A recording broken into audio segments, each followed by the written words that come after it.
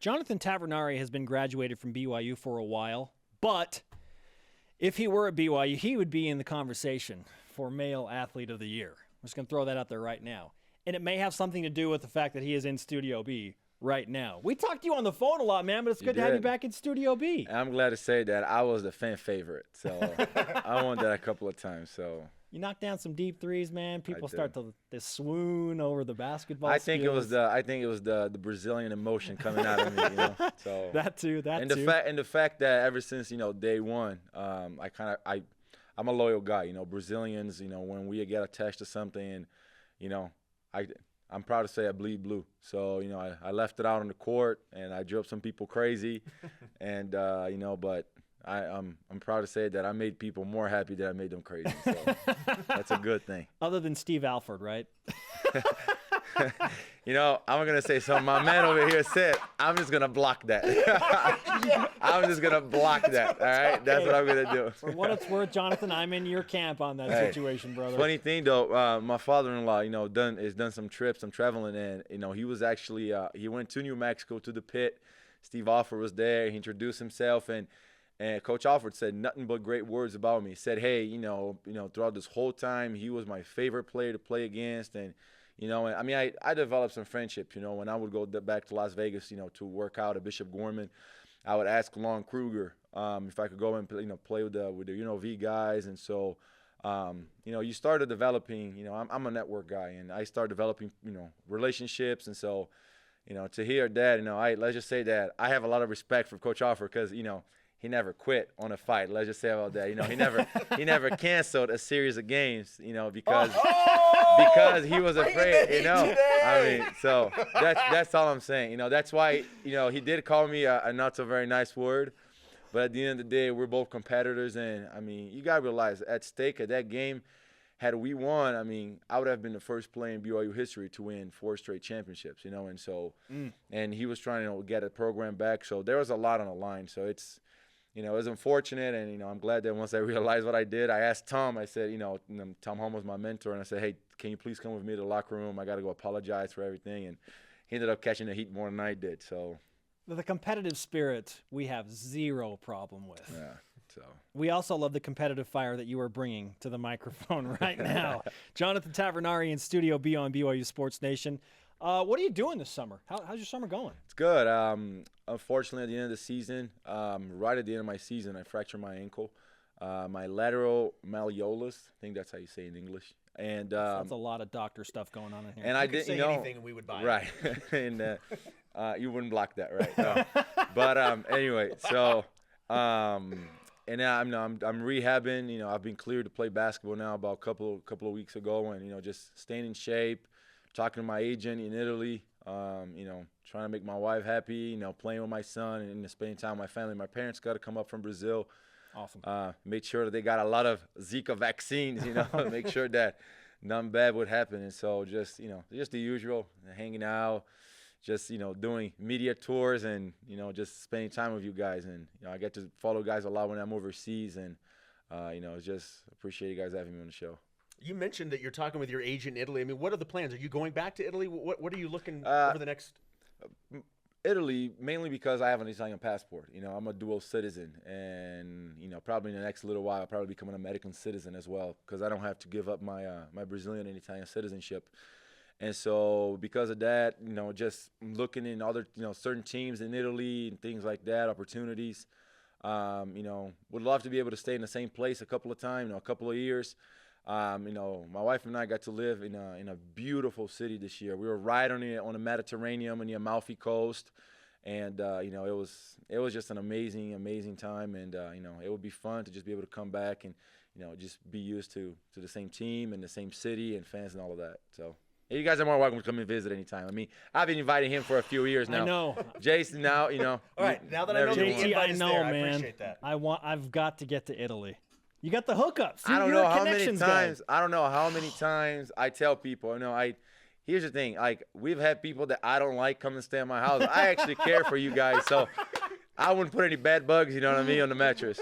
But that is so kind of you. It is, you know what I mean? Everybody that stayed at his house is now going, Is he talking about me? You know, there's a silver lining. You know what I mean? I mean, we're on the air now, and I can't just call out people. You know what I mean? But they know who I'm talking about. Trust me. You know. Oh, fantastic stuff. Talking with Jonathan Tavernari, European basketball star out of Brazil, played at BYU and was a fan favorite for sure. Jimmer Fredette is a polarizing subject in the NBA, and there are people in both sides of the conversation of, yeah, keep chasing the NBA dream or go to Europe and be an absolute superstar. Where do you stand on Jimmer Fredette as a pro basketball player? You know, it's funny with Jimmer, and which is crazy because I never talk basketball with Jimmer ever. You know, because I feel like our friendship is more than that. Sure. And I feel like the whole world already kind of bothers him. Like, what are you gonna do? When are you gonna go to Europe? And I don't feel like that's my place. You know.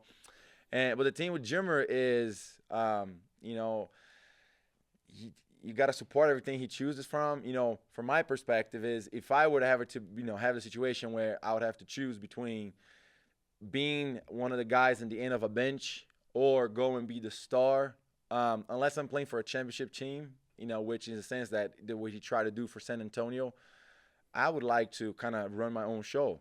But not only that, I mean, if you look into the details of contracts, I mean, Jimmer has made his millions, you know, with media appearances and his image and all of that.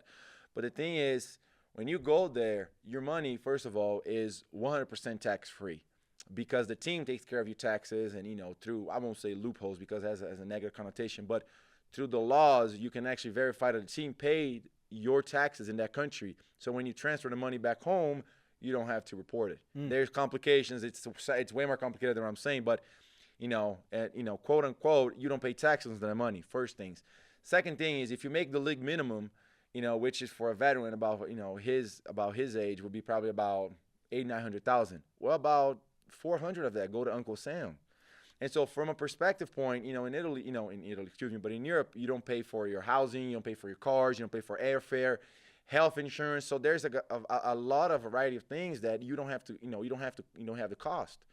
And so when you look at something like that, that's why I won't say end of the bench guys, but guys that don't get a lot of minutes in the NBA, they go to Europe. And, because I played at BYU, because, I'm LDS, because I know Jimmer, teams have asked me about him, and we're talking about in the high six figures, low seven figures for him. Wow. But who am I? I mean, I've come to him and say, hey, I've heard about this and that. Let me know if you ever want anything. He's like, hey, thanks, JT, I appreciate it, because I don't feel like that's my role. You know what I mean? Sure. I'm a friend. If he has questions, like for instance, Brandon Davis played in Italy this year. Right after he got an offer, he called me. He and I talked for about an hour and a half. I explained to him, how the difference. He actually ended up playing for a coach that I played for. Long story short, he's either going to go to the NBA or he's going to go to another EuroLeague team. And so, I feel like my role is not like Chase Fisher's another guy. Got an offer from an Italian team, called me.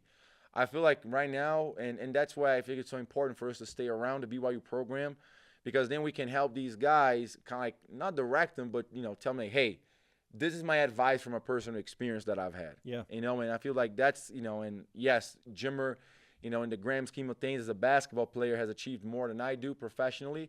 But I feel like if he ever were to make that jump, it would be just me just maybe giving him some advice and not like, hey, you need to do this. You got to quit this NBA deal. Forget about it and go teach him how to Jimmer in Spanish, and all that kind of stuff. So, well, what type of player could Jimmer be in Europe, and how do you think he would be received? I mean, just staying from the fact that if you guys go on the internet and know that Sportando is probably one of the biggest overseas websites.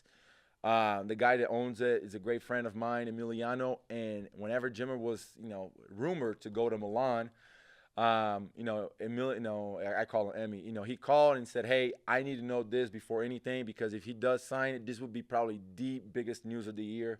Wow. And that's what teams like. And I know I'm gonna go off subject here, but I'm a BYU guy. You guys got me here, so this is my show. No, I'm just joking. But this is the difference between. Let's just compare me and Jimmer for a second. You guys all saw videos of what I do over there.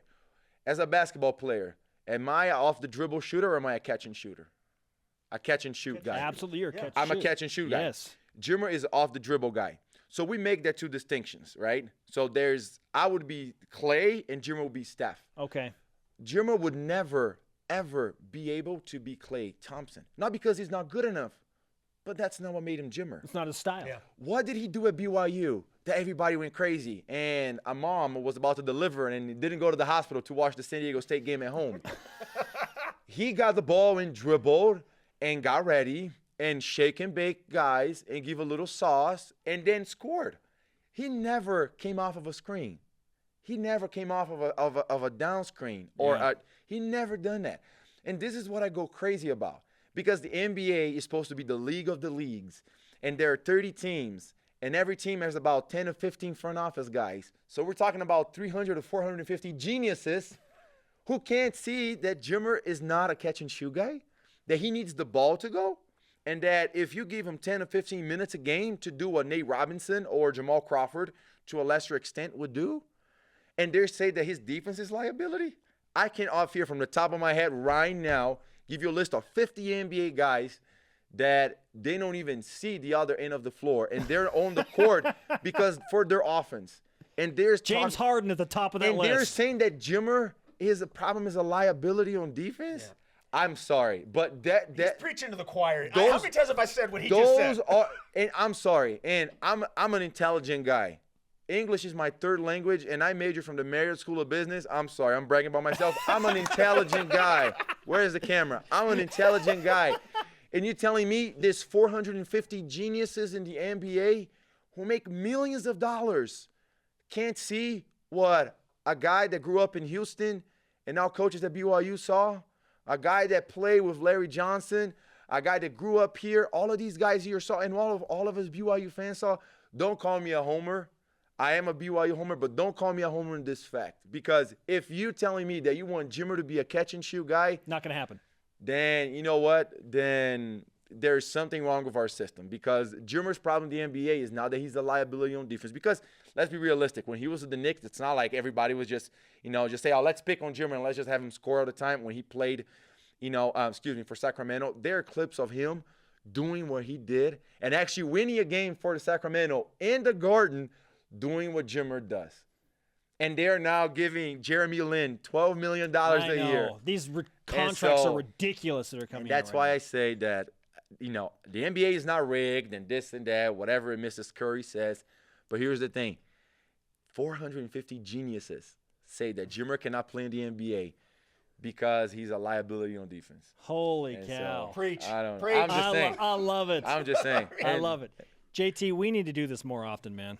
Hey, get me a permanent seat over here, man. I'll hang it up. We need to make you a regular part of this show. Just saying, man.